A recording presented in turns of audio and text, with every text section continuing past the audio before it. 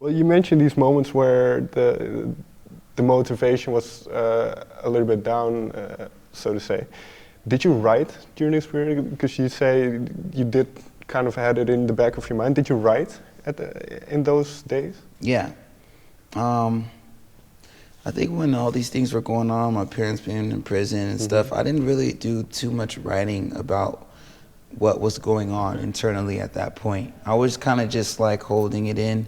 I was working jobs and stuff and just kind of absorbing, I think. I never really was the type to have a journal, and I wasn't even really writing personal songs at that point. I was just living life and trying to survive. And I didn't really get this time to reflect on all the things that have happened until maybe the last year and a half when I started penning these songs, you know, and actually a little longer because songs like The Bird, which is really personal, Celebrate, these were songs that were maybe 3 or 4 years old. Okay. So I can say that actually, yeah, you know, I did get to sit down in a room at one point and focus on kind of going back in taking me back to those stages of where I was at and what I was feeling, and having conversations with people that were around at the time, and these memories are coming back up, and I was able to write about them. But I think I had to get a little older and just kind of get prepared for it. Yeah, I was going to ask, was there a turning point in where you felt comfortable writing about personal things? Yeah. Well, I felt comfortable writing about it. I don't know if I was comfortable with putting it out though, because I wrote The Bird maybe about 3 years ago, maybe 4 years ago. And I was actually, the first part, like the chorus of it, that's when I was living with Shafiq Hussein. So this is actually a time where I didn't necessarily have a place to stay, and Shafiq took me in. And I was staying with him, living with him, and I wrote the song on his roads, and we were in there together just vibing on it. And initially the song was just me and on the roads and guitar, and Shafiq had this drum loop, and I had The Bird with the word, and I just had that. And after I moved out of there and went on tour and did different things, I sat down in a room for about 6 to 8 months, and I just focused on music, and I stopped playing drums for other people, and I just was focused on writing music and just developing a work habit, a work ethic, and just a routine. And after I finished that, then that's when I changed my name to Anderson Paak, and I was able to, you know, just start putting out more music under there, and I had more focus to me and more desire to make it. But I rewrote The Bird at that in that process, that 6 to 8 month process, and being in that cocoon state, I got to write about some of these things and touch on some of these things. Is there something that you've discovered about yourself in this period, this cocoon period? I guess I realized how much I could do with just me. A lot of times I was used to reaching out to others to help, and feeling like I couldn't do things because I needed him to help me do this and I needed her to help me do that. But when I was in this room by myself, I realized, okay, you should be able to, there's something very liberating about being self-sufficient and not having to depend on someone to necessarily, within the music process or writing process, to get you to the next step.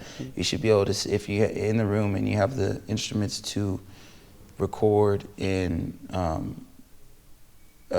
archive your stuff, then why not? And if you can't, then you better learn.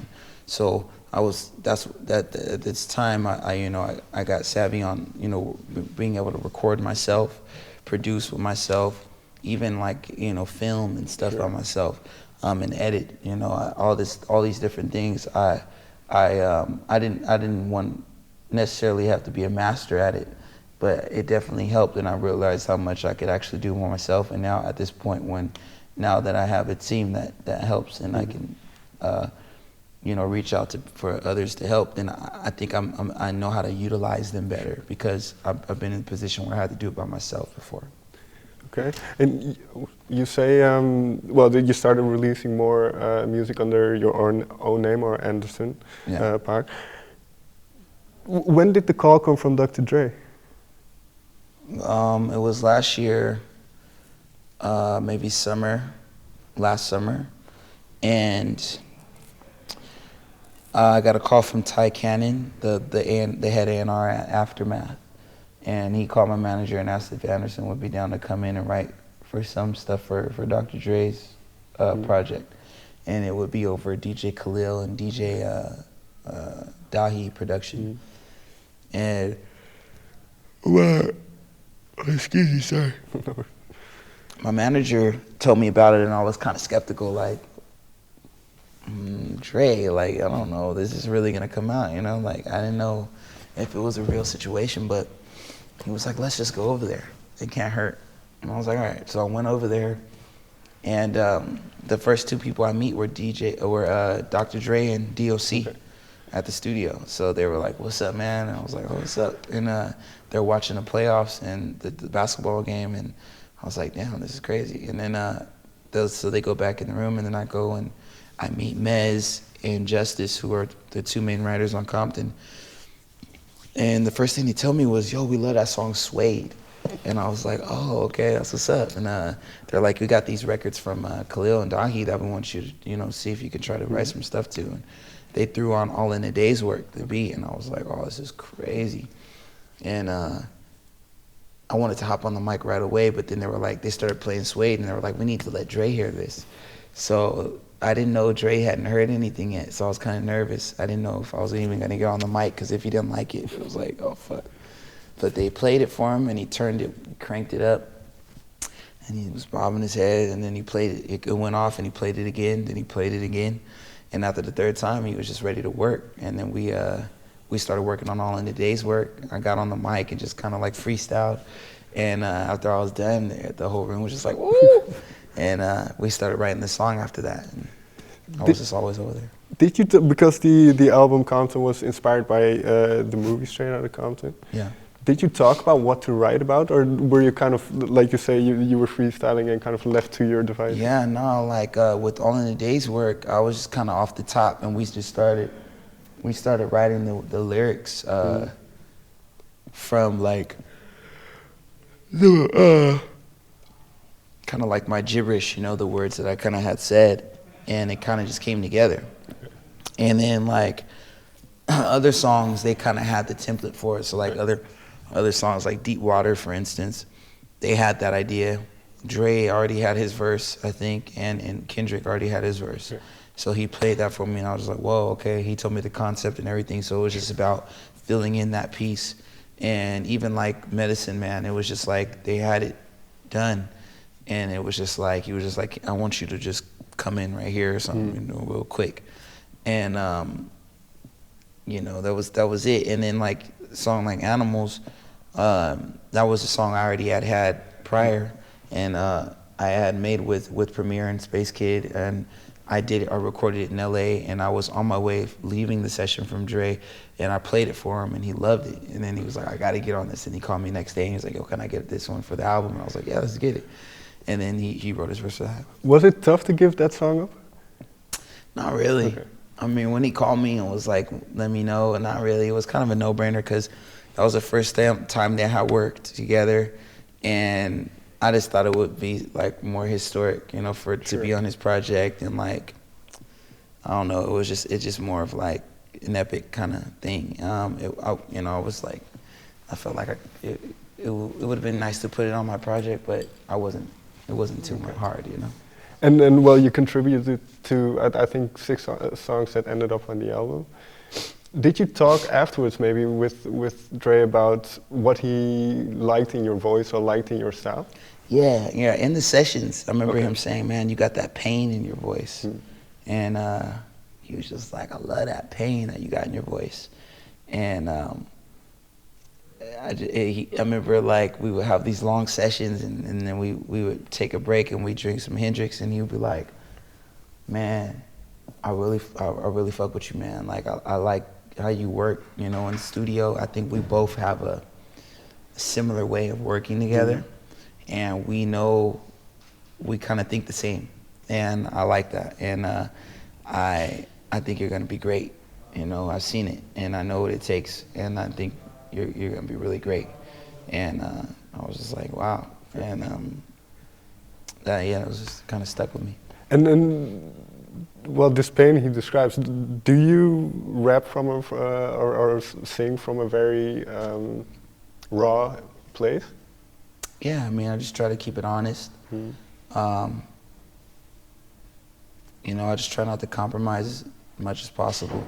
And I just want to, I try not to have it be too pretentious or overdone. I like to get the moment out. And I like to, at this point, what I'm really into is really, I want the lyrics to be really good. And I want what I'm talking about to just cut through. I want my voice to cut through the production. And I want the vocal and the production to marry each other. And I like when it has that wild and raw kind of feel to it. And I think, yeah, it's coming from, you know, a raw place. I think, you know, a lot of the things that I've been through are coming out now. Okay. And yeah, I think it's a good time for it. Finally, then, your new album is called Malibu. Yeah. And on the record, there are some little outros that mention waves and then surfing. And where did this title and this theme, so to say, come from? The whole surf theme, the interludes per se and everything kind of came from my boy Kelsey Gonzalez. That plays bass in the Free Nationals, and he writes a lot of stuff with me as well. Okay. But he's the one that surfs in the band, and he's the one that got me hip to a lot of these surfers like Mickey Dora and Buttons, and he played me a lot. During Venice, we started watching a lot of these surf documentaries, okay. And we started getting really inspired by them and hearing them talk about how hard it is to catch a wave, and hearing Mickey talk about his philosophy about how when he's out there in the water, all the distractions in life kind of go away, and with the wave, all these different things that he's dealing with kind of just float away, and it's just him in that tunnel. And I found a lot of similarities with life and with my artistry with that. Well, in the song The Waves, there is this line, the hardest thing to keep from is to keep from being distracted. So it's this kind of that. Absolutely, man. It's one of the hardest things for me, man. It's like to be able to stay afloat in this water. You know, it's like when I was out there, you know, it was just like trying to grab a hold of something, and you're like, you don't know which way is up. But when you finally get it, you know, get it under control, and you're on that board, it's like you're controlling that wave and you're riding it and you're maneuvering, you know, it's like, it's gotta be an amazing feeling. So, and that's where you are now with your music and yeah, I think I caught a wave, and I think I'm riding it right now, you know, and I just want to like focus on what it's like to ride that. So just in case we fall off, I know how to catch another one and get back out there. Thank you very much for your time. Thanks.